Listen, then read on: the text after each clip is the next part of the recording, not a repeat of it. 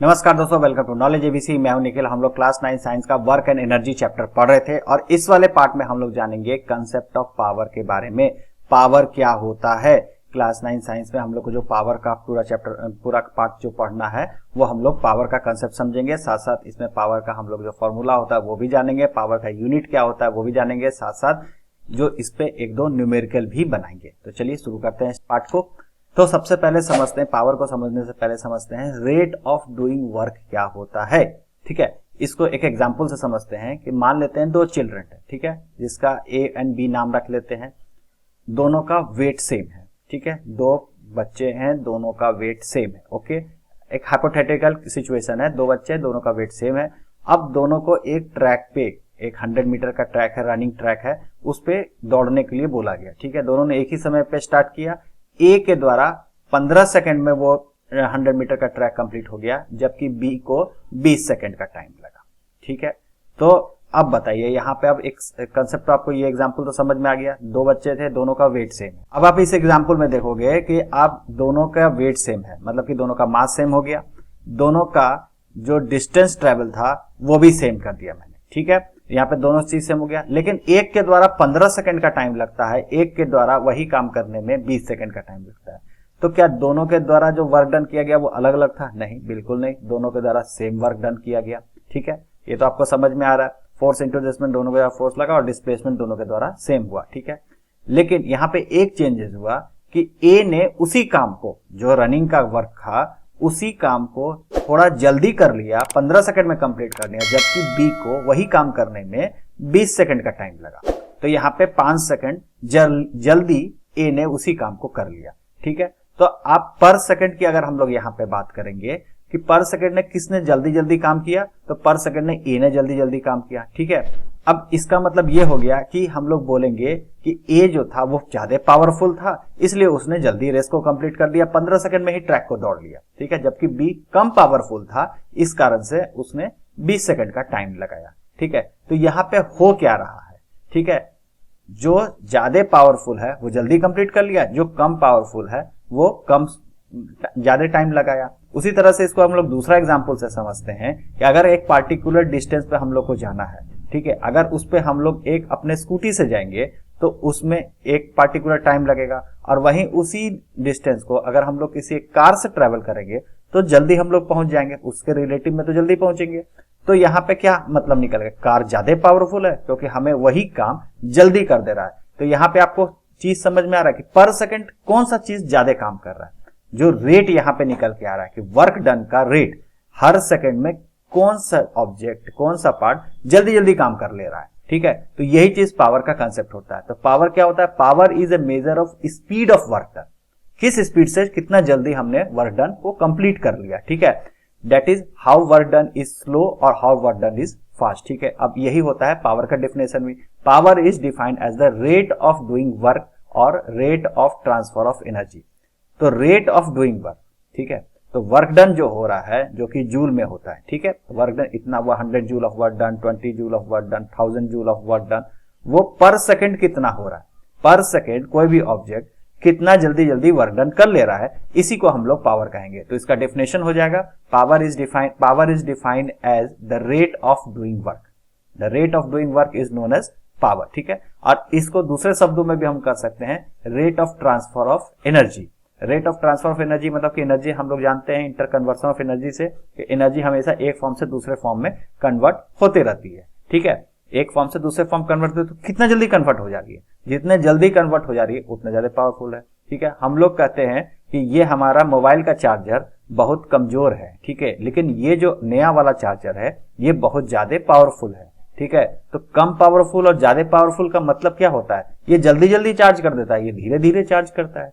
तो rate of work, battery same है, एक ही मोबाइल को अगर हम लोग लो पावर पे चार्ज करते हैं, लो पावर वाला चार्जर से चार्ज करते हैं तो 3 से 4 घंटा लग जाता है, वहीं हाई पावर वाला से चार्ज करते हैं तो 1 घंटे में चार्ज हो जाता है। तो जो वर्क डन हो रहा है, कन्वर्सन ऑफ एनर्जी हो रहा है, यहाँ पे इलेक्ट्रिक एनर्जी कन्वर्ट हो जा रही है केमिकल एनर्जी में, जैसे मैंने एग्जांपल में बताया था। तो इसमें जल्दी जल्दी किस में हो रहा है? जल्दी जल्दी हाई पावर वाला से हो रहा है। तो पावर सबका यहाँ पे यूज करते हैं, तो पावर का मतलब ही ये हो जाता है रेट ऑफ डूइंग वर्क, वो काम को कितना जल्दी वो कर दे रहा, तो इसी को हम लोग पावर कहते हैं। अब जैसे कि रेट ऑफ डूइंग वर्क था, तो जो पावर का अगर हम लोग यहाँ पे फॉर्मूला निकालेंगे तो वर्क अपॉन टाइम कर देंगे, तभी तो रेट निकलेगा। ठीक है, एन एजेंट एन ऑब्जेक्ट या पर्सन या मशीन कोई भी हो does a work in W, work जो हो रहा है वो वर्क डन डब्ल्यू से रिप्रेजेंट कर रहे हैं, इन टाइम टी, जो वर्क हो रहा है वो डब्ल्यू से रिप्रेजेंट किए और टाइम टी में किए। ठीक है, then power is given by, अब पावर कैसे निकालेंगे, power is equal to work upon time, P is equal to W by T. यहाँ पे डब्ल्यू वर्क डन है और टी टाइम है। ठीक है, अब हम लोग इसके यूनिट पे आ जाते हैं। ठीक है, तो यहीं से आप लोग यूनिट पहले निकालने की कोशिश कीजिए। वर्क डन का यूनिट क्या होता है, जूल होता है, और टाइम का यूनिट क्या होता है, सेकंड होता है। तो इसका यूनिट क्या हो जाएगा, जूल पर सेकंड, इसका आंसर हो जाएगा। ठीक है, तो पावर का यूनिट क्या हो गया, joule per second. Okay, joule per second को, ठीक है, ये पूरा पावर का कंसेप्ट बताया था जेम्स वाट ने। ठीक है, जेम्स वाट के ऑनर के लिए इस पावर का यूनिट को, ऐसा यूनिट को हम लोग वाट से, इनके वाट का जो टाइटल था उससे हम लोग इसको जूल पर सेकंड को वाट बोलते हैं। ठीक है, तो ये डब्ल्यू वर्क डन नहीं है, ये वाट है, कैपिटल डब्ल्यू वाट से, वाट को रिप्रेजेंट किया जाता है। तो कितना वाट ऑफ पावर है, तो जो पावर होता है वो वाट में, जैसे आपके जो बल्ब होता है उसमें पावर लिखा रहता है, ये 100 वाट का पावर है, ये एलईडी बल्ब है, ये 10 वाट का एलईडी है, 20 वाट का एलईडी है। ठीक है, उसी तरह से और हायर लेवल पे जाएंगे तो अब मोटर्स की पावर देखेंगे तो 1000 वाट की पावर का है, 2000 वाट का पावर का। तो जो पावर होता है वो हम लोग वाट में नापते हैं, और वाट ही होता है joule per second. Joule per second को ही हम लोग वाट लिखते हैं, कहीं पे वाट को हम लोग जूल पर सेकंड, दोनों सेम होता है, जूल पर सेकंड को ही हम लोग वाट कहते हैं। ठीक है, तो वाट, 1 watt is the power of an agent which does a work at the rate of 1 joule per second. अगर कोई ऑब्जेक्ट है या कोई एजेंट है, कोई मशीन है, वो 1 जूल ऑफ वर्क डन पर सेकंड अगर कर रहा है तो वो कितना पावर खर्चा कर रहा है, 1 वाट ऑफ पावर खर्चा कर रहा है, या 1 जूल पर सेकंड पावर खर्चा कर रहा है। 1 जूल पर सेकंड मतलब कि हर सेकंड में 1 जूल ऑफ पावर, वो 1 जूल ऑफ एनर्जी वो यूज कर रहा है। ठीक है, तो 1 वाट उसका पावर हो जाएगा। ओके, इसको हम लोग दूसरे तरह से ये भी कह सकते हैं, 1 watt, we can also say that power is 1 watt when the rate of consumption of energy is 1 joule per second. ठीक है, तो जितना पावर उसमें है, ठीक है, उतना पावरफुल, उतना जूल पर सेकंड वो कंज्यूम करेगा इलेक्ट्रिसिटी। या फिर बल्ब का एग्जांपल ले लेते हैं यहाँ पे कि अगर बल्ब में लिखा हुआ है 20 वाट, ठीक है, तो 20 जूल ऑफ एनर्जी पर सेकंड वो उपयोग करेगा। ठीक है, तो इसका मतलब ये हो जाता है। अब यूनिट ऑफ पावर तो हम लोग देख ही लिए, अब कुछ और यूनिट ऑफ पावर होता है, उसको हम लोग देखते हैं। 1 वाट तो हम लोग समझ ही गए। ठीक है, 1 watt is equal to 1 joule per second. ठीक है, 1 डब्ल्यू 1 वाट हो गया, 1 जे ऑब्लिक एस कर दे तो 1 जूल पर सेकंड हो गया। ठीक है, अब कुछ लार्जर यूनिट भी होते हैं इसके, जैसे कि किलोवाट। ग्राम से किलोग्राम जैसे होता है, 1000 ग्राम बराबर 1 किलोग्राम, वही सेम कंसेप्ट यहाँ पे भी है। 1 किलोवाट बराबर 1000 वाट। ठीक है, तो 1 किलोवाट को KW लिखते हैं यहाँ पे। ठीक है, जैसे ग्राम को G लिखते थे और किलोग्राम को KG लिखते थे, उसी तरह से वाट को W लिखेंगे और किलोवाट को KW लिखेंगे। ओके, अब यहाँ पे 1 किलोवाट इज इक्वल टू 1000 वाट हो गया। ओके, अब 1 किलोवाट को हम लोग 1000 जूल पर सेकंड लिख सकते हैं। जो वाट है वही जूल पर सेकंड है, दोनों सेम है, इस दोनों में कोई अंतर नहीं है। ठीक है, अब एक क्वेश्चन बना लेते हैं, पावर पे ही बेस्ड है। 2 गर्ल्स हैं, ठीक है, 2 girls each of weight 400 newton. ठीक है, 2 गर्ल्स हैं, दोनों का वेट सेम है 400 न्यूटन। ध्यान दीजिएगा यहाँ पे वेट दिया हुआ है, क्वेश्चन को पकड़ना सीखिए। यहाँ पे वेट दिया हुआ है, मास नहीं दिया हुआ है। ठीक है, यहाँ पे वेट है, मतलब mg का वैल्यू दिया हुआ है 400 newton. Climbs up a rope through a height of 8 metre, रस्सी चढ़ती है 8 मीटर हाइट पे। We name the one girl as girl A and other girl is girl B. ठीक है, A takes 20 second while B takes 50 second to accomplish the task. मतलब कि 8 metre की रस्सी चढ़ने में ए को लगता है 20 सेकेंड और बी को लगता है 50 second. What is the power expended by each girl.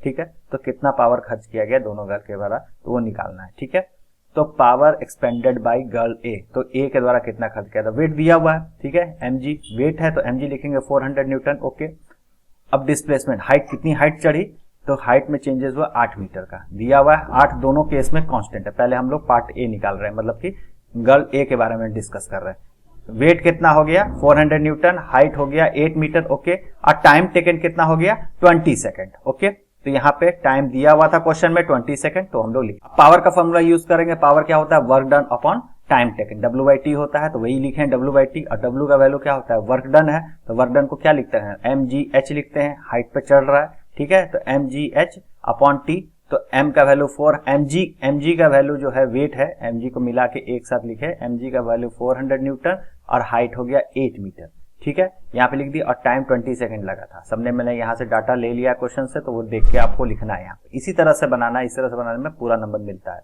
यहाँ पे 20 सेकंड लिख दिया। अब इसको सॉल्व करेंगे तो 160 जूल पर सेकंड या 160 वाट इसको आप कह सकते हैं, ठीक है। तो ये इसका पार्ट 1 हो गया। अब पार्ट 2 पे चलते हैं। अब गर्ल्स बी के द्वारा जो हुआ काम उसको हम लोग डिस्कस करेंगे। वेट कितना था? अगेन 400 न्यूटन, हाइट था अगेन सेम 8 मीटर, लेकिन यहाँ पे टाइम लग गया 50 second, okay. Work done upon power is क्या हो जाएगा? Work done upon time taken हो जाएगा W/T। W का वैल्यू mgh अपॉन t, ठीक है। mg का वैल्यू मिला के दिया हुआ है 400 न्यूटन और 8 मीटर हाइट हो गया यहाँ पे, 50 सेकंड यहाँ पे टाइम टेकन हो गया। सॉल्व करेंगे इसको, आएगा आंसर हमारा 64 जूल पर सेकंड, मतलब 64 वाट। तो यहाँ पे हम लोग फाइनल में रिजल्ट लिख देंगे। Power expended by girl A is 160 watt और power expended by girl B 64 watt. तो ठीक है, यहाँ पे दोनों का वैल्यू निकल के आ गया। 160 वाट इस पावर कंज्यूम्ड हुआ ए के द्वारा और 164 वाट पावर लगा एक्सपेंड किया गया गर्ल बी के द्वारा, ओके। तो यहाँ पे हमारा दोनों आंसर निकल के आ जाता है। अब एक और छोटा सा कंसेप्ट यहाँ पे निकल के आता है एवरेज पावर का। एवरेज पावर क्या होता है कि जैसे कि अगर हम लोग कोई वर्क कर रहे हैं, ठीक है, तो हमेशा वर्क डन करते समय हमेशा सेम पावर पे काम करना तो पॉसिबल नहीं है। उसी तरह से अगर किसी मशीन की भी बात करें तो हमेशा हरदम वो एक ही पावर पे काम करे, ऐसा तो पॉसिबल नहीं है। उसका पावर में भी थोड़ा बहुत आगे पीछे वर्क डन का जो रेट है, जितना एनर्जी वो कंज्यूम कर रहा है या एनर्जी खर्च कर रहा है, उसका रेट आगे पीछे तो हो ही सकता है, ठीक है। तो अगर हम लोग भी एक बैठ के अगर कोई मेहनत का काम कर रहे हैं, ठीक है, तो वर्क डन वाला काम कर रहे हैं, ठीक है, तो यहाँ पे भी तो हमेशा एक ही रेट तो होगा नहीं वर्क डन का, थोड़ा आगे भी हो सकता है, थोड़ा पीछे भी, कभी ज्यादा होगा कभी कम होगा। तो इसी चीज को मिला के हम लोग एक कंसेप्ट निकल के आता है एवरेज पावर का। स्पीड वाला, एवरेज स्पीड वाला कंसेप्ट से इसको मिला के चलना है। एवरेज स्पीड में क्या हुआ था? कोई भी कार चल रही है तो हमेशा उसकी स्पीड तो बराबर होगी नहीं, कहीं पे स्पीड कुछ ज्यादा होगी, कहीं पे इसकी स्पीड कम होगी, तो वहां पे हम लोग एवरेज स्पीड का कंसेप्ट लिए थे। उसी तरह से यहाँ पे ही पावर का कंसेप्ट लेना है कि अगर हमेशा पावर जो है वो हमेशा कांस्टेंट तो होगा नहीं, कहीं पे पावर ज्यादा होगा, कहीं पे पावर कम होगा, तो यहाँ पे एवरेज पावर का कंसेप्ट आता है। अब एवरेज पावर को हम लोग निकालेंगे कैसे? We obtain the average power by dividing the total energy consumption by total time taken, ठीक है। तो पावर का फॉर्मूला ही होता है work done upon time taken, तो टोटल वर्क डन कितना हुआ बाय टोटल टाइम टेकन कितना लगा, तो उससे हम लोग एवरेज पावर निकाल लेंगे, ओके। अब इस पे एक और क्वेश्चन एक छोटा सा है, वो बना लेते हैं। ये वैसे एवरेज पावर पे नहीं है, पावर पे ही क्वेश्चन है, उसको हम लोग बनाते हैं। A boy of mass 50 kg है, ठीक है। बॉय का मास, अब ध्यान दीजिए यहाँ पे मास दिया हुआ है, वेट नहीं है, मास है, ठीक है। रन्स एट स्टेयरकेस, मतलब सीढ़ी पे दौड़ता है 45 step in 99 second. If the height of each step is 15 centimetre, find the power, take g is equal to 10 metre per second square, ठीक है। अब देखो यहाँ पे ध्यान से, मास दिया हुआ है, ओके, तो हम लोग mass weight of the body निकाल लेंगे, पहले ही बॉय का वेट ही निकाल लेंगे इसी, तो mg कर देंगे, तो mass into acceleration due to gravity कर देंगे, 50 इंटू 10 कर देंगे, 500 न्यूटन यहाँ पे हम लोग का वेट निकल गया, ठीक। अब हाइट निकालना है, और हाइट में स्टेप दिया हुआ है, तो जब भी इस तरह का सेंटीमीटर और इस तरह का जो फॉर्म पे दे, नंबर ऑफ स्टेप कर दे, तो पहले सबसे पहले कर दो आपकी सेंटीमीटर को कर दो मीटर में, ऐसा यूनिट पे लेके चलो। तो सेंटीमीटर को मीटर में कन्वर्ट करेंगे तो सिंपल सा होता है, बाई 100 कर दो इसको, ठीक है, ये हो जाएगा मीटर में कन्वर्ट। या पे 0.15 लेके चलो या 15/100 लेके चलो, दोनों से बात ही है। यहाँ पे हम लोग 15/100 लेके चले, ठीक है। और कितने इसमें स्टेप थे, तो एक एक स्टेप की हाइट थी वो 9 सेंटीमीटर थी, 15 सेंटीमीटर थी, लेकिन टोटल नंबर ऑफ स्टेप कितने थे? 45 स्टेप थे।